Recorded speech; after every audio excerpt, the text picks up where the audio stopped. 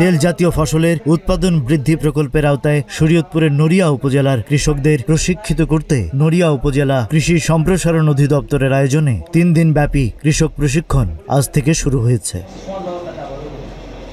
প্রথম ধাপে 30 জন কৃষক কৃষানি এই প্রশিক্ষণ কর্মসূচিতে অংশ নেন। এই প্রশিক্ষণ কার্যক্রমের উদ্বোধন করেন শরীয়তপুর জেলা কৃষি সম্প্রসারণ অধিদপ্তরের উপপরিচালক মোস্তফা কামাল হোসেন। নড়িয়া উপজেলা কৃষি কর্মকর্তা কৃষিবিদ সবুজ চৌধুরীর সভাপতিত্বে প্রশিক্ষণ কর্মশালায় উপজেলা কৃষি সম্প্রসারণ কর্মকর্তা মেহেদি হাসান সহ অন্যান্য কর্মকর্তারা উপস্থিত ছিলেন।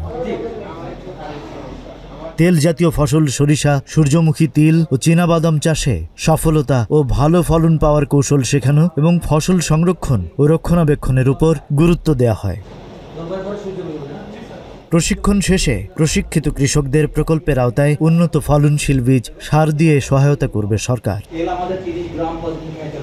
শরীয়তপুর প্রতিনিধি মফিজুর রহমান রিপনের তথ্যচিত্রে ডেস্ক রিপোর্ট।